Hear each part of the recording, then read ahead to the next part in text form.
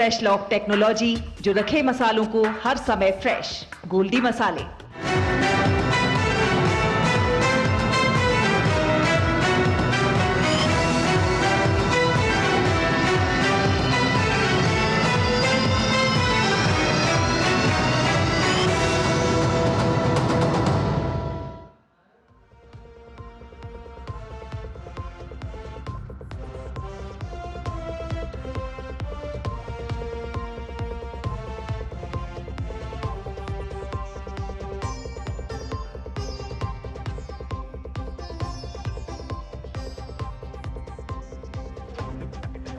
नमस्कार, news night में आप सभी का स्वागत है। मैं हूं निखिल सिंह। और बिहार में एनडीए की प्रचंड जीत के बाद सरकार गठन की हलचल तेज हो चुकी है। पटना से लेकर दिल्ली तक बैठकों का सिलसिला जारी है और नेताओं की मुलाकातें कई नए संकेत और संदेश दे रही है। लेकिन दूसरी तरफ महागठबंधन की हार के बाद लालू परिवार में तकरार खुलकर सामने है। रोहिणी आचार्य के आरोप, तेज प्रताप की चेतावनी और बीजेपी का कड़ा तंज, सब मिलकर बिहार की सियासत को और गर्म कर रहे हैं। इस पर विस्तार से हम आपको खबर भी दिखाएंगे और इस पर विशेष चर्चा भी करेंगे।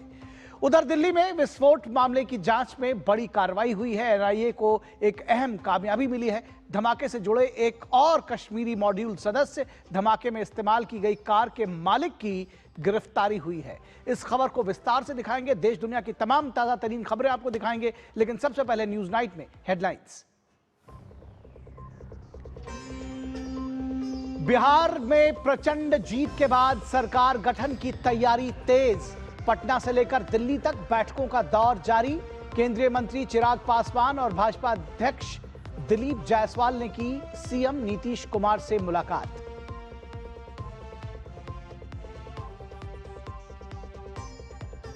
करारी हार के बाद लालू परिवार में बढ़ी तकरार। रोहिणी आचार्य ने छोड़ी राजनीति और घर।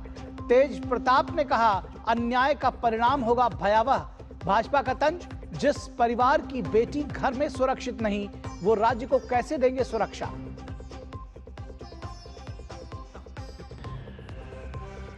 दिल्ली विस्फोट मामले में एनआईए को बड़ी कामयाबी।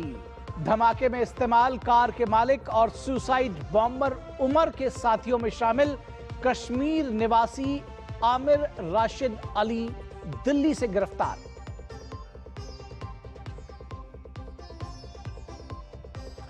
राष्ट्रीय प्रेस दिवस के मौके पर उपराष्ट्रपति सीपी राधाकृष्णन ने कहा, मीडिया देश के विकास की खबरों के साथ युवाओं में भरती है आशा।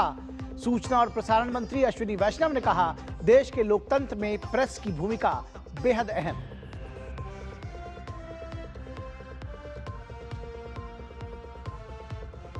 टोक्यो डेफलिम्पिक के पहले दिन भारतीय खिलाड़ियों का शानदार प्रदर्शन। भारत के नाम 1 स्वर्ण, 2 रजत और 1 कांस्य पदक।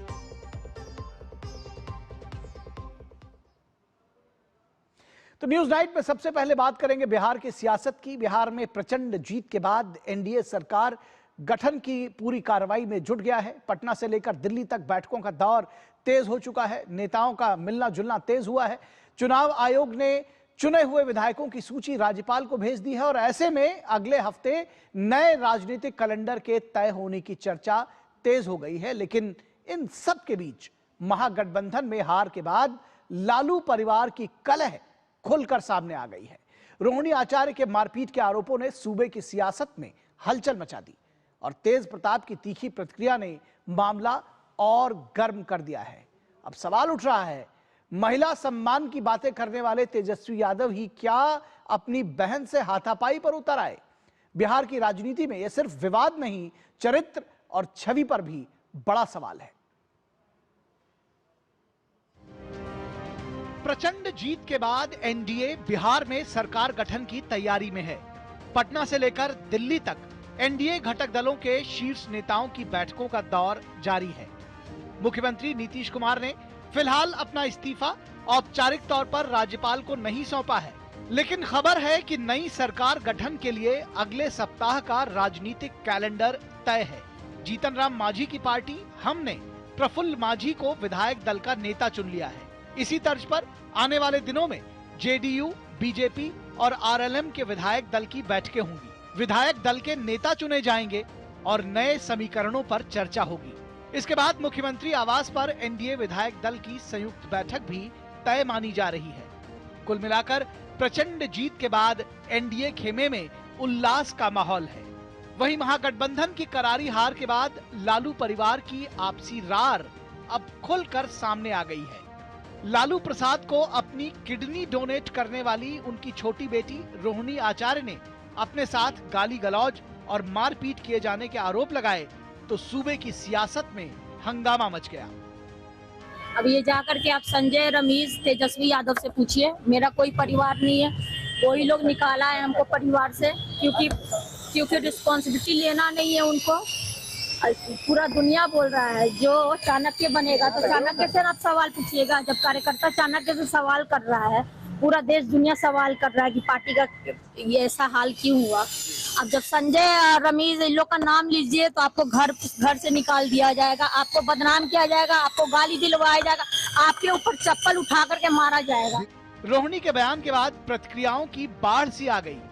वहीं बहन रोहिणी के अपमान पर पहले से ही परिवार से अलग कर दिए गए तेज प्रताप भड़क गए। कहा इस अन्याय का परिणाम बेहद भयावह होगा। उन्होंने पार्टी के इंस्टाग्राम हैंडल पर लिखा कि मेरी बहन का अपमान किसी भी हाल में असहनीय है। सुन लो जयचंदों, परिवार पर वार करोगे तो बिहार की जनता तुम्हें कभी माफ नहीं करेगी। तेज प्रताप यादव ने राजद प्रमुख लालू यादव से आग्रह करते हुए कहा कि आपका केवल एक इशारा और बिहार की जनता इन जयचंदों को जमीन में खुद गाड़ देगी। केंद्रीय मंत्री और एलजेपी आर के प्रमुख चिराग पासवान ने ये पारिवारिक विवाद जल्द सुलझने की कामना की, तो जेडीयू नेता नीरज कुमार ने इस पूरे प्रकरण में राजद प्रमुख लालू प्रसाद और पूर्व मुख्यमंत्री राबड़ी देवी की चुप्पी पर सवाल उठाया और इसे चिंता का विषय बताया। बिहार के भाजपा प्रदेश अध्यक्ष दिलीप जायसवाल ने लालू यादव और राबड़ी देवी दोनों को घर जोड़कर रखने की नसीहत दी। मैं इसके ऊपर मैं कोई टिप्पणी नहीं करूंगा, क्योंकि जब एक परिवार ऐसी कठिन परिस्थितियों से गुजरता है तो वो किस मानसिक दबाव में रहता है इसका अंदाजा मुझे है, क्योंकि मैं भी इस दौर से गुजरा हूँ। ऐसे में बस मैं सिर्फ इतनी प्रार्थना करता हूँ कि जल्द से जल्द ये पारिवारिक विवाद सुलझे। लालू जी, राबड़ी जी इस पर खामोश क्यों हैं? आखिर ये दूसरी घटना हुई, पहले ऐश्वर्या के साथ हुआ। ये आंसू लालू जी बहुत भारी पड़ेगा। जिस रोहिणी आचार्य ने किडनी देकर लालू जी की जिंदगी बचाई और आज उसको ये दिन देखना पड़े, ये उचित नहीं है। इसको जरूर लालू जी को, राबड़ी जी को ध्यान देना चाहिए। भाजपा नेता निशिकांत दुबे ने एक्स पर पोस्ट किया कि लालू प्रसाद जी का तिलिस्म उनके जीवन काल में ही खत्म हो गया। बेटा बहन को चप्पल से पीट रहा है। ये सामाजिक परिवर्तन है या लालू जी के परिवार का चारित्रिक पतन? तेजस्वी यादव ने सोमवार को अपने पार्टी की समीक्षा बैठक बुलाई है, लेकिन अब आम जनता भी सवाल उठा रही है। जो तेजस्वी यादव मंचों पर महिला सम्मान और अस्मिता की रक्षा के बड़े बड़े दावे करते हैं, वही अपनी ही बहन के साथ हाथापाई पर उतर आए। बात सिर्फ राजनीति की नहीं, दोहरे चाल, चरित्र और चेहरे की भी है और जनता इसे साफ देख रही है। लालू परिवार की कलह ने राजद की परेशानी और बढ़ा दी है। ऐसे में लोग तेजस्वी यादव को सलाह दे रहे हैं कि महागठबंधन की हार की समीक्षा के साथ परिवार की स्थिति की भी समीक्षा करें। डीडी न्यूज के लिए पटना से मधुरेश नारायण। तो बिहार की जो सियासत है और बिहार में जो परिवारवाद की एक तरह से कहनी चाहिए राजनीति जो फली फूली है, और अब परिवार की लड़ाई सड़क पर आई है और यही आज हमारी विशेष चर्चा का विषय होगा। हम इस पर खास चर्चा करेंगे। परिवार की लड़ाई सड़क पर आई, और इस पूरे विषय पर बातचीत करने के लिए हमारे साथ खास मेहमान जुड़े हुए हैं। उनसे आपका परिचय करा दें। हमारे साथ आरपी सिंह, बीजेपी के प्रवक्ता, जुड़े हुए हैं। आरपी सिंह साहब, बहुत स्वागत है आपका। हमारे साथ रामकृपाल सिंह, सीनियर जर्नलिस्ट, जुड़े हुए हैं। रामकृपाल सर, बहुत स्वागत है आपका।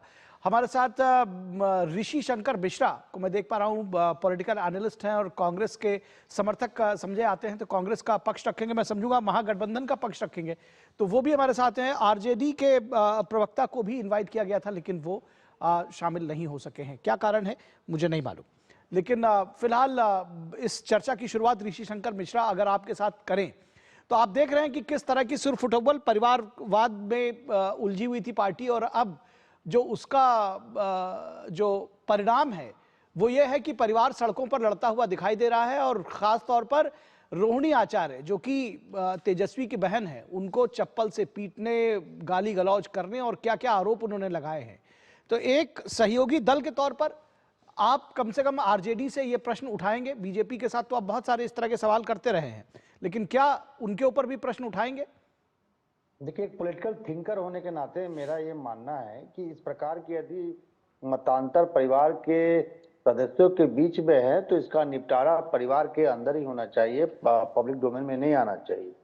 पब्लिक डोमेन में आने से आपकी पार्टी की स्थिति और कमजोर होती है। तो इस प्रकार के बयानों से रोहिणी आचार्य को जरूर बचना चाहिए। और जो रोहिणी आचार्य का जो कंसर्न है पार्टी को लेकर, क्योंकि पार्टी को काफी नुकसान हुआ है, और यदि आप 2 दशकों के नतीजों को देखेंगे, विधानसभा चुनाव या लोकसभा चुनाव के नतीजों को भी एनालिसिस करेंगे, तो ये सबसे पूरेस्ट परफॉर्मेंस है राजद का।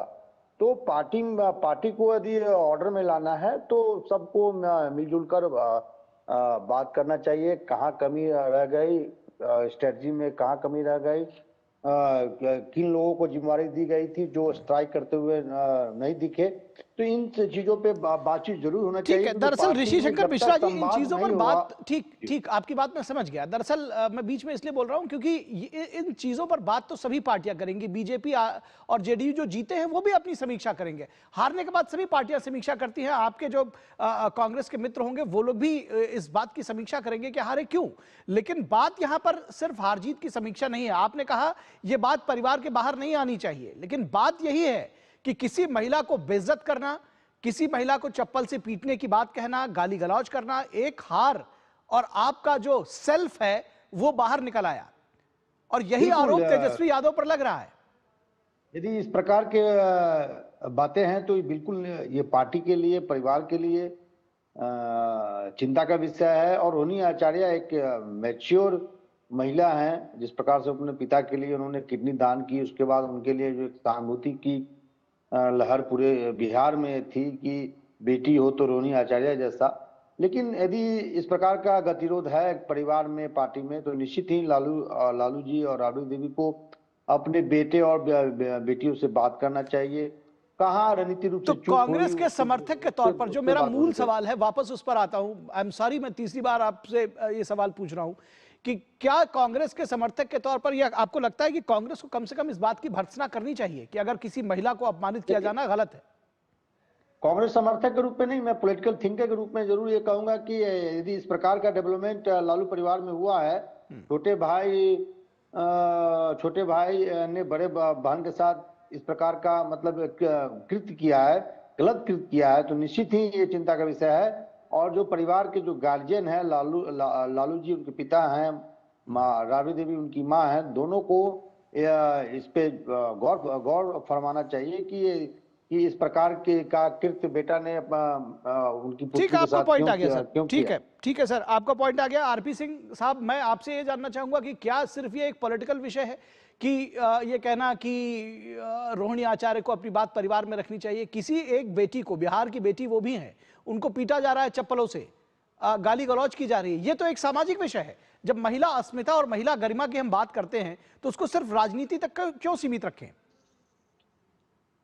देखिए, बड़ा स्पष्ट है कि मेरे दोस्त जो इस समय शीर्षक बनकर आए आज की है वो कांग्रेस के समर्थक भी, कांग्रेस के प्रवक्ता भी कई बार आते हैं। आज वो कांग्रेस के नाते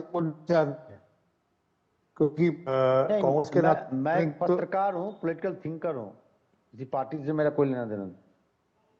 अच्छा, चलिए, आज आपने पार्टी से कोई लेना देना नहीं है, स्पष्ट रूप से कह दिया। इसके पहले कितनी सारी डिबेट्स में आपको जो है ऋषि शंकर जी हमने कांग्रेस को डिफेंड करते देखा है, लेकिन ठीक है, कोई बात नहीं। अगर हृदय परिवर्तन आपका आज के समय में हो गया तो मैं मानूंगा कि ये इस अवसर पर नहीं है। ठीक है, कोई बात नहीं, आपके अपने विचार हो सकते हैं, मैं मानता हूं ये सिर्फ इस अवसर पर नहीं है। आगे फिर आप पलटा मत मार जाएंगे, आप पॉलिटिकल थिंकर ही बने रहेंगे। बहुत स्वागत है आपका जी। ठीक, पॉलिटिकल थिंकर के तौर पर स्वागत है आपका। कम से कम अगर मैं ये समझूंगा कि कांग्रेस का साथ आपने छोड़ दिया, उनकी नीतियों से प्रभावित प्रभावित होकर छोड़ दिया, शायद उनकी नीतियों से प्रभावित मार होकर के छोड़ लिए तो दिया। नीतीश कुमार जाने जाते हैं। ठीक, चलिए, आपने उनकी नीतियों से प्रभावित होकर उनका साथ छोड़ दिया तो ठीक है, कोई बात नहीं। आरपी सिंह साहब अपना जवाब दे रहे थे जी। चलिए, हमारे अपने आप को आप बता सकते हैं कांग्रेस में फिर ये कांग्रेस के प्रॉब्लम तो हम इनको पकड़ेंगे, फिर इनसे इनको याद दिलाएंगे इन्होंने जो मूल बात पे आए। मतलब सर, आपकी आवाज स्पष्ट रूप से नहीं आ रही है। मैं ट्राई करूंगा कि एक बार जो नेटवर्क है उसको ठीक किया जाए और उसको हम दोबारा आपके पास आएंगे। उससे पहले रामकृपाल सिंह जी के पास जाएंगे इसी सवाल के साथ कि सर, क्या ये महज एक राजनीतिक प्रश्न हो सकता है? किसी बेटी को धमकाया जाए, पीटा जाए सिर्फ इसलिए क्योंकि चुनाव में हार हो गई है, फ्रस्ट्रेशन हो गया है? देखिए, घर की बात बाहर सड़क पर ना आती तो अच्छा होता, लेकिन अगर मैं, जैसा कि ऋषि भाई सलाह दे रहे थे या बहुत सारे लोग सलाह दे रहे हैं, सलाह वो दी जानी चाहिए जो व्यक्ति को पहले से पता न हो। अब लालू जी इतने जमाने तक सार्वजनिक जीवन में रहे हैं, क्या उनको नहीं पता है? कुछ चीजें ऐसी होती हैं, आप इस पूरे चुनाव प्रचार के दौरान देख लीजिए जिस तरह का माहौल बनाया गया था। बात वही है कि अगर आप अपने जैसे कहते थे ना कि पिछवाड़े में अगर आप कोई सांप पालेंगे तो कभी आपको भी डसेगा। जिस तरह के प्रचार, जिस तरह की भाषा, जिस तरह का सारी चीजें इस्तेमाल की गई, क्या हुआ कि कट्टा लगाएंगे, एक बार जीत जाएंगे, तो इस तरह के गाने जिस मंच से गाए गए, वहां पे ये मुझे कोई आश्चर्य इसमें नहीं हुआ है, क्योंकि जिस तरह का एक आवरण बनाया गया था और जिस तरह के, सिर्फ लालू जी ही नहीं या उनका परिवार ही नहीं, पूरा एक मीडिया तंत्र का भी देख लीजिए जिसको लगता था कि कांटे की टक्कर, कांटे की टक्कर, कांटे की टक्कर। मैंने बहुत पहले ही कहा था कि जिस दिन गणना होगी पता चलेगा ना कांटा है ना टक्कर, और वही साबित हुआ। मेरा ये कहना है कि देखिए, जो सार्वजनिक जीवन में लोग हैं सार्वजनिक पर, उनका परिवार निश्चित रूप से उस पर पूरी जनता की निगाह रहती है। और आप लालू जी के इतने दिनों के राज जिसमें नारा लगता था कि जब तक समोसे में आलू तब तक बिहार में लालू, तो उस परिवार से अगर कुछ भी, और इतनी भयानक पराजय के बाद अगर हल्की सी भी कोई चीज होगी तो बाहर लोग उसका, जो उसके समर्थक हैं उनको दुख होगा, लेकिन जो लोग उनको पराजित करके आए हैं उनको मजा आएगा। ईमानदारी की बात बता रहा हूं मैं। तो मेरा कहना है कि मैं कोई सलाह नहीं दूंगा, घर की बात घर में रहे, ये तो सभी लोग जानते हैं। और लालू जी जिस उम्र में है, राबड़ी देवी है, क्या उनको नहीं पता घर की बात घर में होनी चाहिए? अगर वो सड़क पर आ रही है तो इसके लिए वो परिवार जिम्मेदार है, और वो परिवार अभी भी, मेरा ये कहना है कि भाई आप कम से कम ये संभालिए। पराजय जीत, देखिए जय पराजय लगी रहती है जी। सवाल इस बात का होता है कि जब तक आप सच्चाई को कबूल नहीं करेंगे तब तक यही होगा, और हमेशा ये होता है। आप देखिए, किसी भी पराजय के बाद में सिर्फ उसकी, लालू जी की, आरजेडी की बात नहीं कर रहा हूं, बाकी पार्टियों का क्या है अभी भी नहीं समझ में आ रहा है कि लगातार 2014 से इतने चुनाव हारने वाली पार्टियां जी, अभी भी उनको लगता है कि ये जनता ने नहीं हराया है, किसी और ने हरा दिया है। कभी वो कहेंगे कि ईवीएम में दोष है, कभी कहेंगे चुनाव आयोग ने हरवा दिया। तो मेरा ये कहना है कि जब तक आप सच्चाई से मुंह मोड़ेंगे तब तक आपको सड़क पर, समाज में और परिवार में भी एक तरह के अंतर विरोध का सामना करना पड़ेगा। और कोई सच बोलेगा तो उसको लोग उसको दबाने की कोशिश करेंगे, और एक सच्चाई की बात किसी ने अगर कहा होगा कि हमें ये जिम्मेदारी लेनी चाहिए, तो उसके लिए अभी वो लोग तैयार नहीं है। तो ये चप्पल दिखाया या क्या किया, मैं उसमें बहुत डिटेल नहीं जा रहा हूं जी, लेकिन पूरी कोशिश की गई होगी घर की बात घर के अंदर रहे। उसके बावजूद अगर घर की बात बाहर आ रही है तो बहुत बहुत गंभीरता से सोचना चाहिए कि हमने कौन सी राजनीति की थी और आगे हम क्या राजनीति करेंगे जी। कब तक हम जमीनी सच्चाई को झुठलाते रहेंगे, जनता को हम ठीक कहेंगे और प्रशासन को गाली देंगे, बीजेपी को गाली देंगे। आज कांग्रेस पार्टी की तरफ से अभी तो किसी का नाम नहीं आ रहा है, लेकिन वहां से भी आ रहा है कि ये आरजेडी की जबरदस्ती का परिणाम है।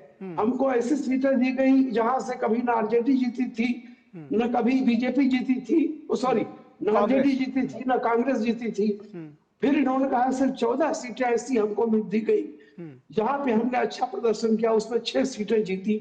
तो देखिए, सवाल इस बात का है कि आप एक ही बात बोलिए, या तो आपको जनता ने रिजेक्ट किया है, इस सच्चाई को जब तक आप नहीं समझेंगे तब तक घर के अंदर से लेकर के बाहर तक जी बिल्कुल आपकी फजीहत होगी। जी। और वो अलग बात है कि राजनीति में अगर बड़ी मोटी चमड़ी होती है उसको सहना चाहिए, लेकिन आज दुर्भाग्यवश जो चीजें बाहर आई हैं, हमें इस बात का दुख है, परिवार की बात सड़क पर ना आए।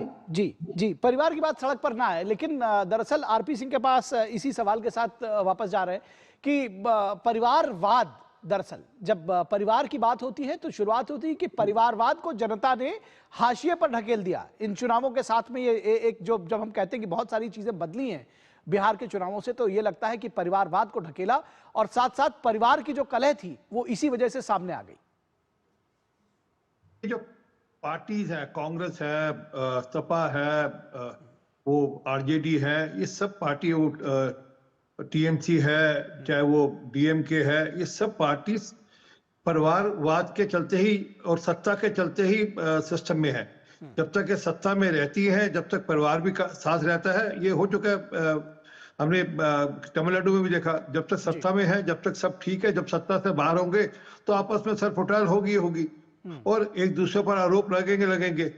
परंतु जो मूल बात है कि क्या हमारी संस्कृति ही छोड़ दी जाएगी? मतलब आपको सत्ता में बने रहना है, उसके लिए आप कुछ भी करोगे, आपको भ्रष्टाचार अपना करना है और भ्रष्टाचार के जो आपने किया उसको कवर करना है, वो तो वहां तक तो राजनीतिक बात है। परंतु हमारी जो सांस्कृतिक धरोहर है देश की, क्या आप उन मूल्यों को भी ताक पे रख देंगे? ये इस प्रकार का उदाहरण महाभारत में धृतराष्ट्र का आता है, जब पुत्र मोह में इतना हो गया था कि सब कुछ छोड़ के सब कुछ भूल गए थे वो। अब वही स्थिति अब लालू यादव जी की है कि पुत्र मोह में वो उस बेटी को भी नकार दिया उन्होंने, जिस बेटी ने उनकी जान बचाने के लिए अपनी किडनी दी।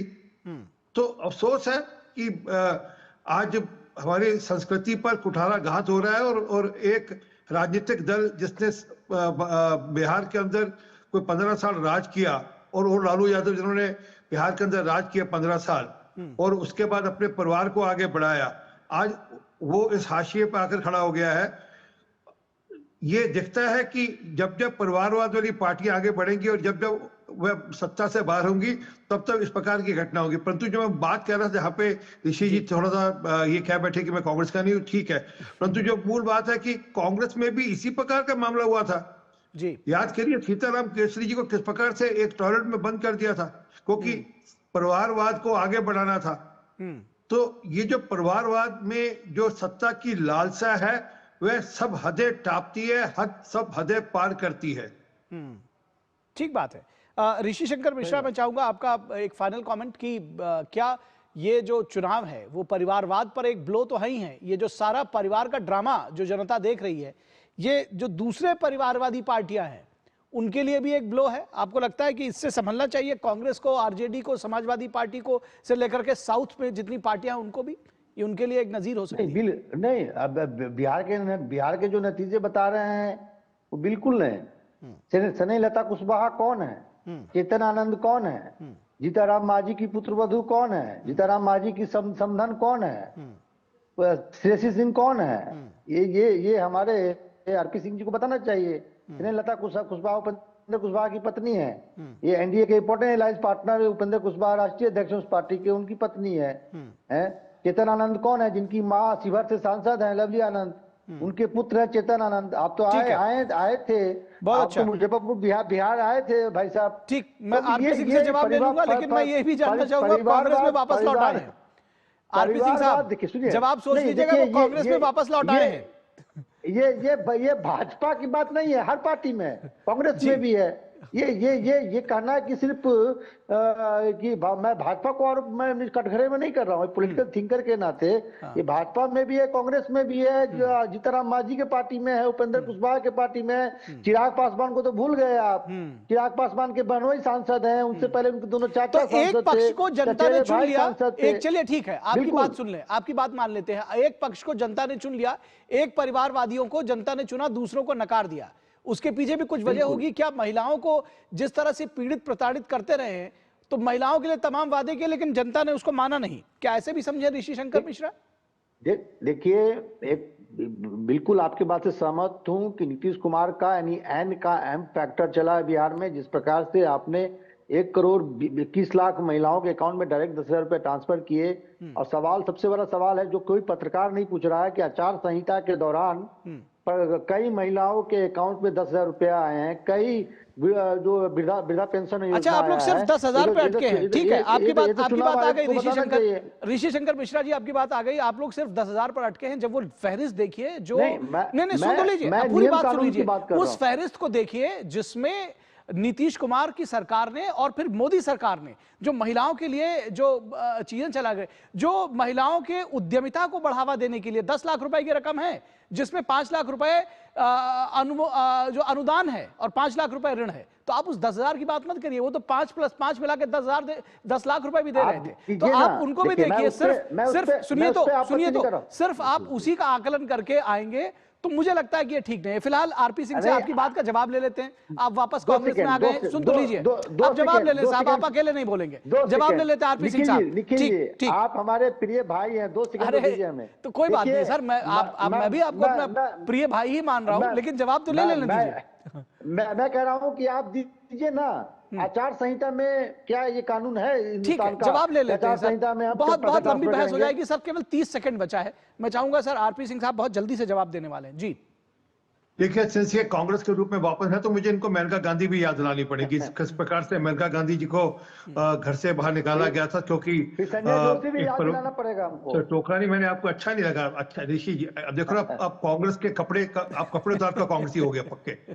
तो वो दिखता है कि किस प्रकार से कांग्रेस की क्या कल्चर है क्या नहीं, परंतु जो इन्होंने सब नाम दिए, क्या उनके परिवारों के इश्यूज पब्लिक डोमेन में आ रहे हैं? क्या वो इस प्रकार से चप्पल मारा जा रहा है, पिटाई की जा रही है आपस में, वो क्या पब्लिक डोमेन में आ रहे हैं? मैंने कहा, इसलिए मैंने शुरू में कहा कि ये जो भारत की संस्कृति पर जो कचोट है उसकी चिंता है कि आप घर की बात घर में रखिए ना जी, आप घर की बात आपकी बाहर आएगी तो दिक्कत होगी और आप दूसरों को मौका देंगे। अगर आप सीताराम केसरी को टॉयलेट में बंद कर देंगे और सत्ता कब्जा कर लेंगे तो वो बाहर आ गई बात, अगर मेनका गांधी को आधी रात को घर से पैकअप कराएंगे तो बाहर आ गई थी बात वो। और इसी प्रकार से रोहिणी आचार्य को इस प्रकार से बदतमीजी की गई, वो पब्लिक डोमेन में। ये हंसने की बात, ये दांत आप निकाल सकते हैं क्योंकि आपको ये आपकी कल्चर में है, ये कांग्रेस की जो डीएनए उस कल्चर में है ये कि इस प्रकार से औरतों और बहनों के साथ किया जाता है। और जहां तक आपने कहा कि पैसा ट्रांसफर करने का, आप शायद वो भूल गए कि नीतीश बाबू वो थे जो कि साइकिल जिन्होंने दी थी जिन बेटियों को, वो बेटियां वोटर बन के उन्होंने डट के वोट डाला।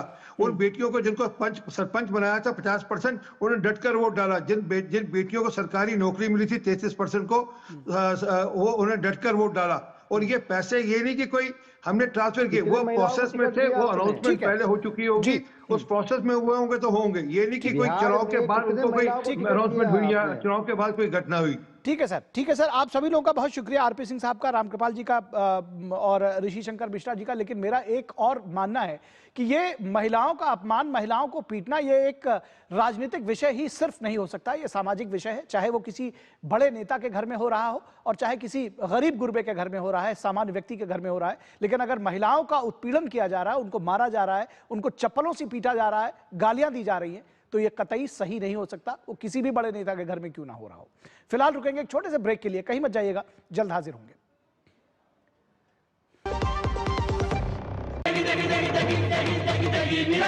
MDH की देगी मिर्च का तड़का, अंग अंग फड़का। MDH की देगी मिर्च।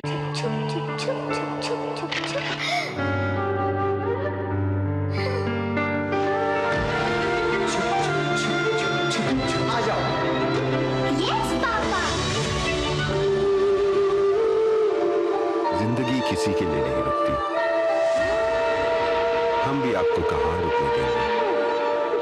जिंदगी के हर मोड़ पर LIC है तो इंश्योर्ड है। LIC हर पल आपके साथ। वाह, गाय तुम्हारी माता है ना? तो पशुहार के नाम पर जहर क्यों खिलाता है? अनसन हटा, दिल से खिला, सिर्फ कपिला, देश का नंबर 1 पशु आहार।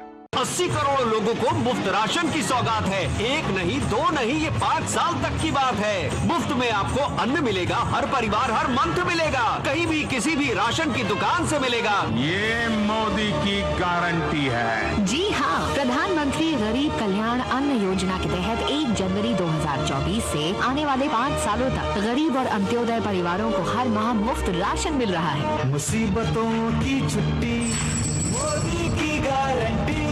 जब धरती चीर कर निकलता है लोहे का पत्थर और मिलता है मोंगिया के जोश से, फिर तपता है, पिघलता है और बनता है फौलाद। अब होता है सरिया सारी खूबियों के साथ। मोंगिया स्टील, मजबूत देश का मजबूत सरिया। असली हीरो का कंगन कैसे? क्योंकि हमें मिला है बेशकीमती तोहफा, जिसकी वजह से हमारी फसल में काफी बढ़त हुई है। मिलिए ग्रो प्लस से। हमारा भरोसेमंद कोरोमंडल लेकर आया है एनफोर्स तकनीक वाला 5 पोषक तत्वों से भरा ग्रो मोर ग्रो प्लस। इसे इस्तेमाल करने से पौधों को मिले अधिक पोषण, जिससे न केवल आपको बम्पर फसल मिले बल्कि मिट्टी भी स्वस्थ और उपजाऊ बने। ग्रो प्लस अब एनफोर्स तकनीक के साथ, सर्वोत्तम तकनीक, सफलता का प्रतीक। अब आया असली स्वाद। अब आया स्वाद। जब स्वाद के पड़े हो लाले तो MDH का चंकी चाट मसाला डालें। MDH का चंकी चाट मसाला। MDH। स्वागत है आपका ब्रेक के बाद। और राष्ट्रीय जांच एजेंसी यानी NIA ने दिल्ली के लाल किला क्षेत्र में हुए कार बम विस्फोट मामले में बड़ी सफलता हासिल की है। NIA ने इस मामले में कश्मीर के रहने वाले आमिर राशिद अली नामक के एक शख्स को गिरफ्तार किया है। आरोप है कि इस शख्स ने आत्मघाती हमलावर के साथ मिलकर इस आतंकी हमले की पूरी साजिश रची थी। NIA ने आमिर राशिद अली को राजधानी दिल्ली से गिरफ्तार किया है। NIA की जांच से पता चला है कि जम्मू कश्मीर के पंपोर के संबूरा निवासी आरोपी ने आत्मघाती हमलावर उमर उन नबी के साथ मिलकर आतंकी हमला करने की पूरी साजिश रची थी। आमिर उस कार की खरीद में मदद करने के लिए दिल्ली आया था, जिसका इस्तेमाल विस्फोट करने के लिए वाहन आधारित इम्प्रोवाइज्ड एक्सप्लोजिव डिवाइस यानी कि IED के रूप में किया गया था। और इस दिल्ली लाल किला विस्फोट मामले में एक के बाद एक नित नए खुलासे हो रहे हैं। जांच एजेंसियों को घटनास्थल से 9 mm के 3 कारतूस बरामद हुए हैं। तो वहीं दूसरी तरफ देश भर में करीब 200 डॉक्टर्स की गतिविधियों पर नजर रखी जा रही है, जिनमें से कई को हिरासत में भी लिया गया है। इसी के साथ हरियाणा के नूह और हिदायत कॉलोनी इलाके में स्थानीय पुलिस अधिकारी केस से जुड़ी कड़ियों की जांच कर रहे हैं।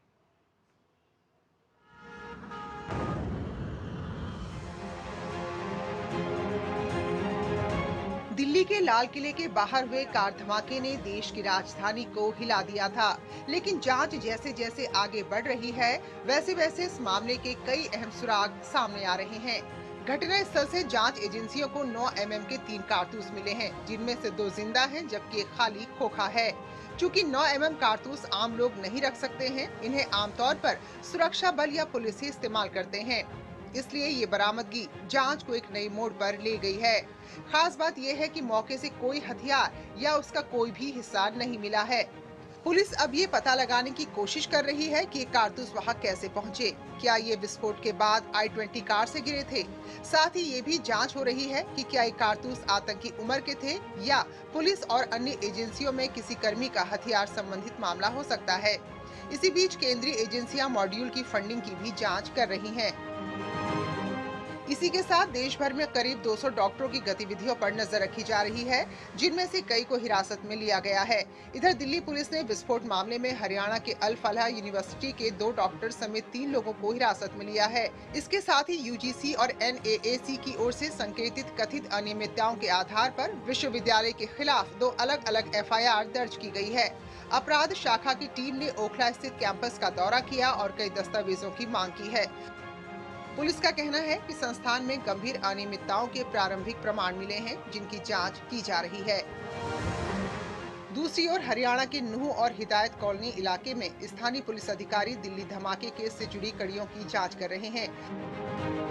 वहीं दिल्ली मेट्रो के लाल किला स्टेशन की सुरक्षा जांच पूरी होने के बाद सभी गेट फिर से यात्रियों के लिए खोल दिए गए हैं, जिससे पुरानी दिल्ली से आने जाने वाले हजारों यात्रियों को बड़ी राहत मिली है। Bureau report, DD news. और श्रीनगर के नौगाम पुलिस थाने में हुए भीषण विस्फोट ने पूरी घाटी को झकझोर दिया है। हादसे की गूंज अब जांच एजेंसियों तक पहुंच चुकी है और NSG की विशेष टीम ने मौके पर पहुंचकर हर सुराग की परत दर परत पड़ताल करनी शुरू कर दी है। लेकिन इन सारी अटकलों के बीच उपराज्यपाल मनोज सिन्हा ने साफ कहा है कि इस धमाके में किसी आतंकी साजिश या बाहरी हस्तक्षेप का कोई संकेत नहीं मिला है। अब पूरी जांच NSG के हाथों में है और लोग इंतजार कर रहे हैं उस सच का जो घटना की पूरी तस्वीर सामने रख सकेगी। श्रीनगर के नौगाम पुलिस थाने में हुए ब्लास्ट की जांच तेज हो गई है। अब राष्ट्रीय सुरक्षा गार्ड यानी कि NSG की टीम इस घटना की जांच में जुट गई है।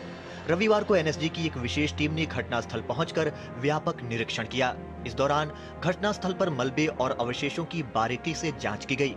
NSG टीम के पहुंचने के साथ ही पूरे इलाके में सुरक्षा कड़ी कर दी गई। इस बीच जम्मू कश्मीर के उपराज्यपाल मनोज सिन्हा ने नौगाम पुलिस थाने में ब्लास्ट में किसी भी साजिश से इनकार किया है।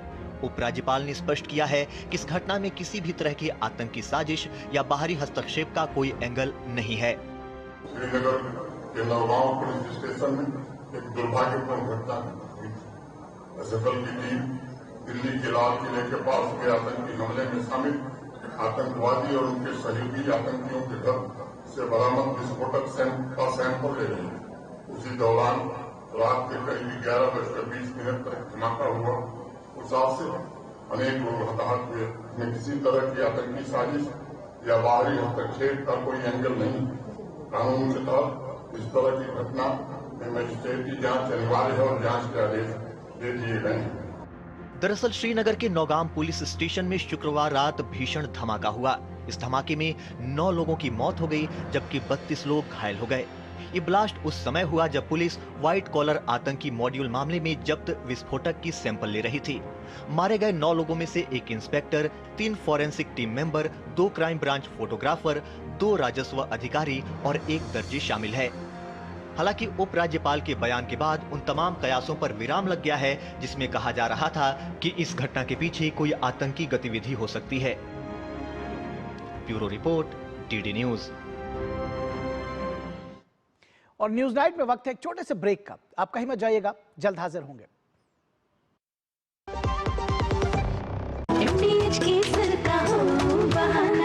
कश्मीरी पुलाव या बिरयानी खाना, केसरी चाय दूध, रसमलाई, केसरी लड्डू, हलवा याद आना, यही तो है MDH केसर का बहाना। MDH शुद्ध केसर, खुशबू ऐसी जो दिल जीत ले।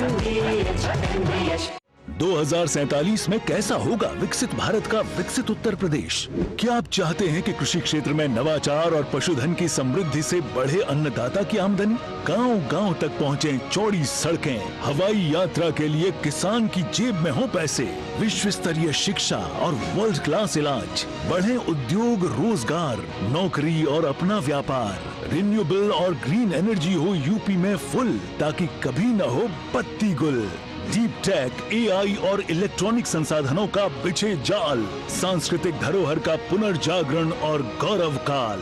क्या आप चाहते हैं ऐसा उत्तर प्रदेश? अगर हाँ तो उठाइए मोबाइल, QR कोड को स्कैन करें और पोर्टल samarthuttarpradesh.up.gov.in पर लिखकर या बोलकर दर्ज कराएं सुझाव।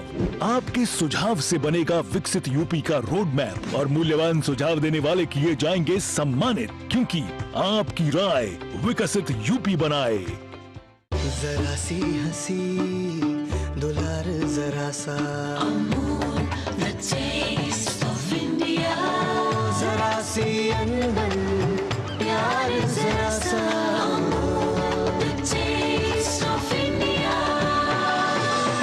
यही तो अमूल है स्वाद इंडिया का, यही तो अमूल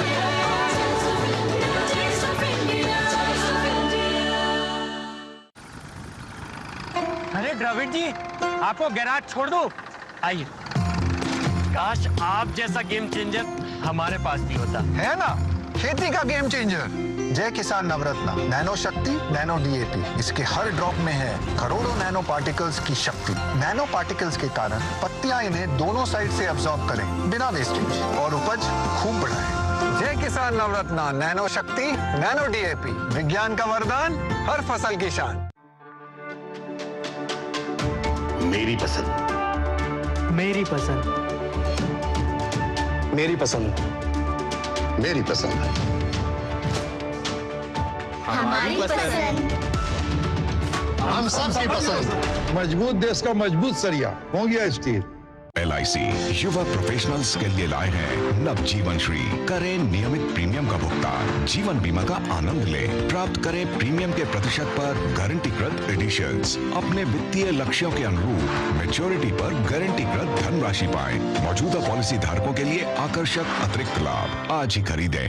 दादी के हाथों का जादू और खुशबू से महकता घर। MDH गरम मसाला, असली मसालों से भरा हूँ मैं, क्योंकि हर रिश्ता है स्वाद से जुड़ा। स्वागत है आपका ब्रेक के बाद। उपराष्ट्रपति CP राधाकृष्णन ने नई दिल्ली में 5वें लेखा परीक्षा दिवस समारोह में मुख्य अतिथि के रूप में भाग लिया। उपराष्ट्रपति ने सार्वजनिक खजाने के संरक्षक के रूप में CAG की भूमिका की भूरी भूरी प्रशंसा की। संस्थान को जवाबदेह और ईमानदारी का स्तंभ बताया। उन्होंने बेहतर ऑडिट को सुशासन का अहम हिस्सा भी बताया।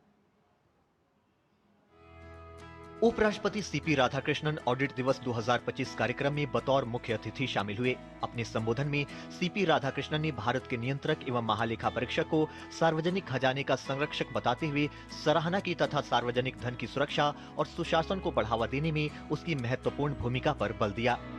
It provides essential feedback on governance, public trust and accountability. The organization with 40,000 officers and staff from over 125 offices all around the country plays a vital role in auditing union and state governments, public sector enterprises and autonomous bodies, and in compiling state accounts. As we march towards being a Viksit Bharat at 2047, CAG will remain a key partner in ensuring physical discipline and transparency for effective governance. उन्होंने अधिकारियों से आग्रह किया कि वे अपने कौशल और लेखा परीक्षा क्षमताओं को निरंतर उन्नत करें ताकि ये सुनिश्चित हो सके कि जन कल्याण शासन के केंद्र में बना रहे। I urge you all to upgrade your skills and auditing abilities to meet the needs of the globe. This will help you come up with ideas of make public spending more transparent and ensure that people's money is spent for public welfare. The CAG, through initiatives like One Indian Audit and Accounts Department, One System, AI-based audit frameworks and many others, has embedded technology, predictive analytics and generative AI into the very DNA of public financial management. इस मौके पर भारत के नियंत्रक एवं महालेखा परीक्षक CAG Sanjay मूर्ति ने 2047 के विकसित भारत के लक्ष्य में CAG की भूमिका का जिक्र किया। Every year, the 16th of November holds special significance for us, as it is on this day in 1860 that India's first Auditor General assumed office. We celebrate this day to reflect on a rich legacy, to reaffirm our core institutional values of integrity and accountability, and rededicate ourselves to the service of the nation. Sir, we are acutely conscious of our key role as an enabler of good governance in the nation's journey towards Viksit Bharat by 2047. Towards this end, the department in 2023 has, after immense deliberations within, come out with a strategic plan till 2030. दुनिया भर के सर्वोच्च लेखा परीक्षा संस्थानों का एक ही उद्देश्य है, सार्वजनिक धन की रक्षा करना और सुशासन को बढ़ावा देना। इनमें भारत का नियंत्रक एवं महालेखा परीक्षक सार्वजनिक जीवन में जवाबदेही, पारदर्शिता और ईमानदारी के सिद्धांतों को कायम रखते हुए गर्व से खड़ा है। मोहित शुक्ला के साथ ब्यूरो इनपुट की रिपोर्ट, डीडी न्यूज। और यहां रुकेंगे एक ब्रेक के लिए, कहीं मत जाइएगा, जल्द हाजिर होंगे।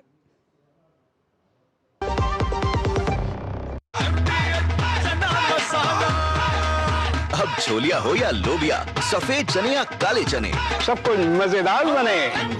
MDH मेरी पसंद, मेरी पसंद, मेरी पसंद, मेरी पसंद, हमारी पसंद, हम सबकी पसंद। मजबूत देश का मजबूत सरिया हो गया स्टील। पता है, लोग अक्सर मुझसे पूछते हैं कॉल सेंटर का स्टेडी जॉब क्यों छोड़ा। I wanted more out of life, बस मैंने अपना स्टार्टअप शुरू किया। जानना चाहोगे कैसे? Then start up your own business as an LIC agent. यहाँ सब कुछ है, great products, zero investment, leading organisation and unlimited opportunities. तो क्या आप तैयार है LIC एजेंट बनो? अब बड़ा सोचो। हमारी वेबसाइट पर जाएं या अपनी नजदीकी LIC शाखा से संपर्क करें।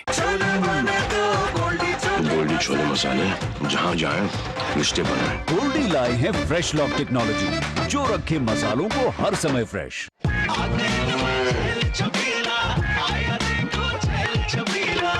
एक कपिला, अरे भाई सब एक ही जैसा होता है।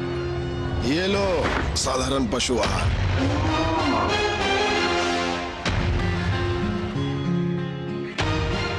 इस देश की हर माँ, बच्चे, बूढ़े, जवान, खिलाड़ी, डॉक्टर, इंजीनियर, सबको गाय भैंस की दूध की शक्ति पर भरोसा है। पर जब इन पशुओं को कपिला पशु आहार मिलेगा, तभी तो दूध सिर्फ ज्यादा ही नहीं, शक्ति से भरपूर भी होगा।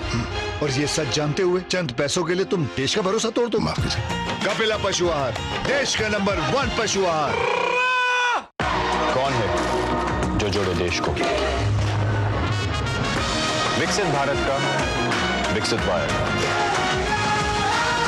सस्ते वाले दाल मसाले स्वाद हुआ बेकार। MDH की हल्दी मिर्ची धनिया करे कमाल। ये रंग दे, ये खुशबू दे, ये तीखा, ये कम पड़े। क्या निराला MDH मसाला।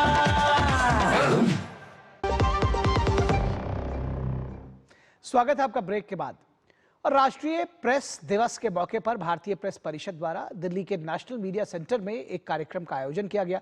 कार्यक्रम में यूं तो देश की कई नामचीन हस्तियां मौजूद थी, लेकिन शुभारंभ मीडिया के एक छात्रा द्वारा कराया गया और ये पहल सूचना और प्रसारण मंत्री अश्विनी वैष्णव ने की। और क्या कुछ रहा विशेष इस पूरे कार्यक्रम में, बता रहे हमारे संवाददाता राजेश राज। भारतीय प्रेस परिषद की प्रमुख न्यायमूर्ति रंजना प्रकाश देसाई की अध्यक्षता में आयोजित इस कार्यक्रम में केंद्रीय सूचना और प्रसारण मंत्री अश्विनी वैष्णव, केंद्रीय राज्य मंत्री एल मुरुगन और प्रेस ट्रस्ट ऑफ इंडिया के CEO विजय जोशी, सूचना और प्रसारण मंत्रालय के सचिव संजय जाजू भी उपस्थित रहे। केंद्रीय मंत्री अश्विनी वैष्णव ने राष्ट्रीय प्रेस दिवस के मौके पर मीडिया जगत को अपनी शुभकामनाएं दी हैं। कार्यक्रम के बाद मीडिया से बातचीत करते हुए अश्विनी वैष्णव ने लोकतंत्र में प्रेस की भूमिका को महत्वपूर्ण बताया और प्रेस की विश्वसनीयता को बनाए रखने के लिए गलत सूचनाओं से मुकाबला करने और सावधान रहने पर जोर दिया।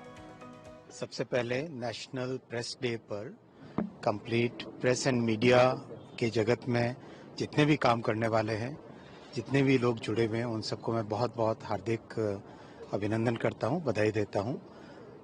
प्रेस का जो रोल है हमारे डेमोक्रेसी में बहुत ही महत्वपूर्ण रोल है।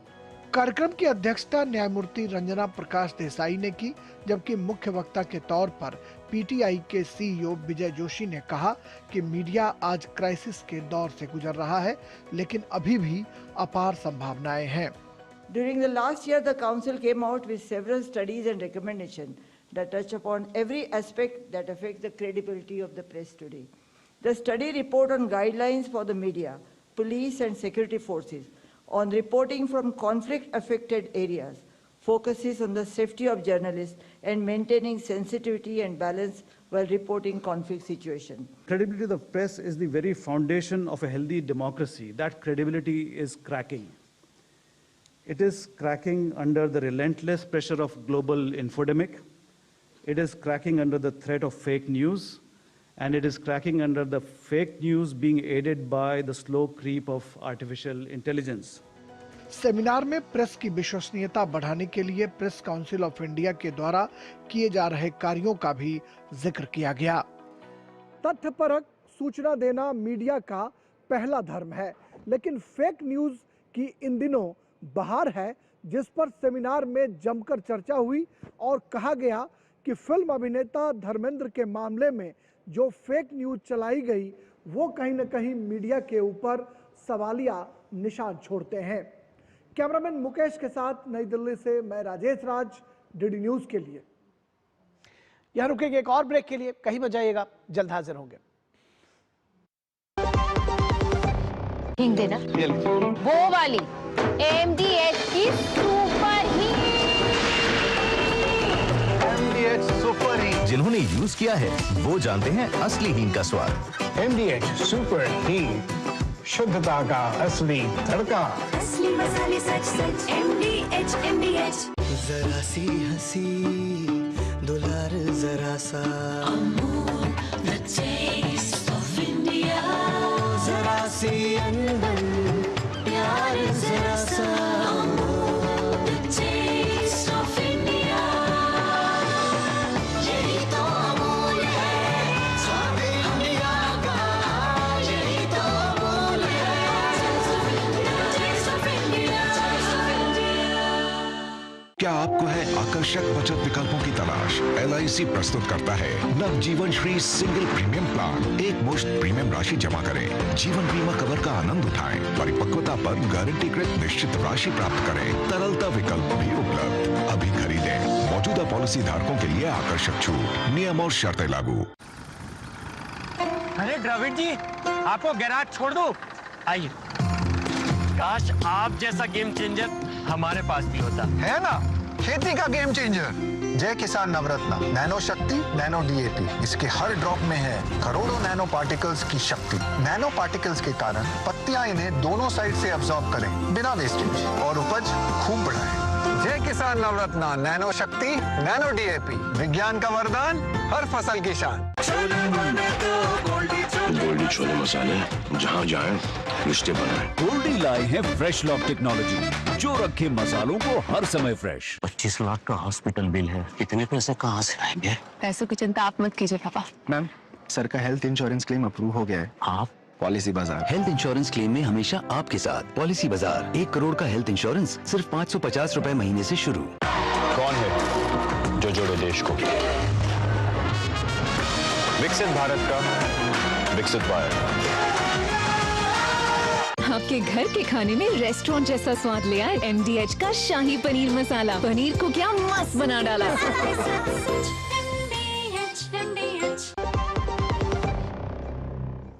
स्वागत है आपका ब्रेक के बाद।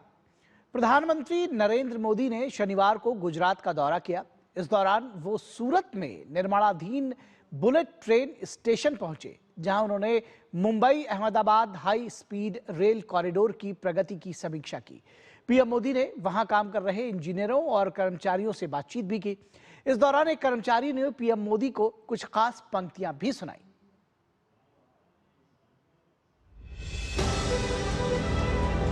बुलेट ट्रेन है पहचान हमारी, ये उपलब्धि है मोदी जी आपकी और हमारी।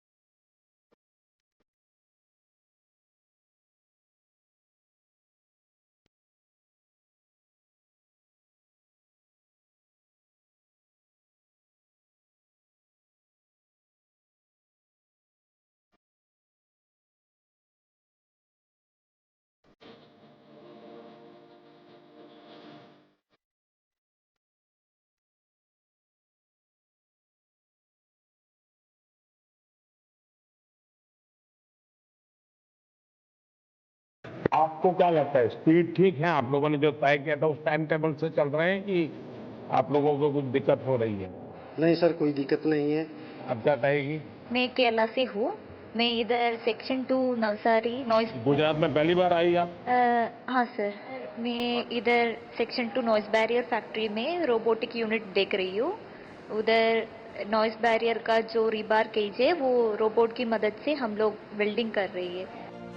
क्या लगता है आपको, ये बुलेट ट्रेन बनाना और भारत में पहली ट्रेन बनना, इसको आप स्वयं के मन में क्या सोचती है, परिवार को क्या बताती है? सर ऐसे लगता है कि ये ड्रीम है, जो मैं काम कर रही हूँ वो बहुत काम आएगा सर आगे, परिवार के लिए प्राउड मोमेंट है मेरे लिए ये सर।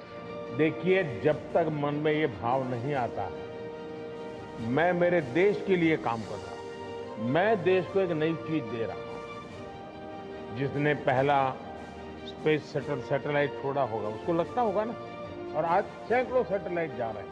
नमस्ते सर, मेरा नाम श्रुति है, मैं बैंगलोर से हूँ और मैं लीड इंजीनियरिंग मैनेजर हूँ, डिज़ाइन और इंजीनियरिंग कंट्रोल देखती हूँ। तो आप जैसे कह रहे हैं, पहले जो भी अब इनिशियल प्लान और इम्प्लीमेंटेशन जो भी होता है वो पहले होता है, फिर जैसे जैसे एग्जीक्यूशन करने की ओर पे जाते हैं हम उसके प्रोज एंड कॉन्स हर बार चेक करते हैं हर एक स्टेप में, और अगर हमसे ये नहीं हो रहा है तो क्यों नहीं हो रहा है, पहले सोल्यूशन निकालने की कोशिश करते हैं। अगर तब भी नहीं हुआ तो कौन सा ऑल्टरनेट सोल्यूशन उसके लिए देख सकते, वो करके हम हर एक स्टेप में आगे बढ़ते जाते हैं सर। ये जो आपके अनुभव है अगर वो रिकॉर्डेड होंगे, एक ब्लू बुक की तरह तैयार होते हैं, तो देश में हम बहुत बड़ी मात्रा में बुलेट ट्रेन की दिशा में जाने वाले हैं। अब हम नहीं चाहेंगे हर लोग नया प्रयोग करें, यहां से जो सीखा हुआ है वो वहां रिप्लिका होना चाहिए, लेकिन वो रिप्लिका तब होगा कि क्यों ऐसा करना पड़े, इसका ज्ञान होगा तो होगा, वरना क्या होगा कि वो ऐसे ही कर देंगे। अगर इस प्रकार का कोई रिकॉर्ड आप मेंटेन करते हैं, भविष्य में स्टूडेंट्स के लिए भी काम आ सकता है। जिंदगी यहीं खपा देंगे, देश को कुछ देके जाएंगे। ना नाम चाहिए ना इनाम चाहिए, ना नाम चाहिए ना इनाम चाहिए, बस देश आगे बढ़े ये अरमान चाहिए। मोदी जी आपका हर सपना साकार हो, मोदी जी आपका हर सपना साकार हो, देश का नाम ऊंचा रहे और बार बार हो। बुलेट ट्रेन है पहचान हमारी, बुलेट ट्रेन है पहचान हमारी, ये उपलब्धि है मोदी जी आपकी और हमारी।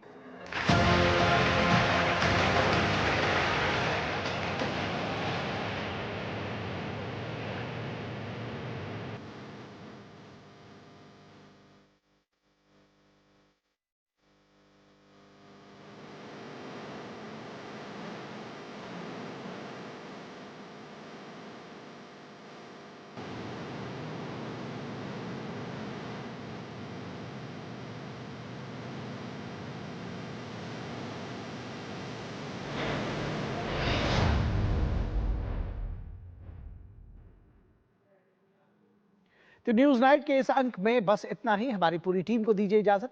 नमस्कार।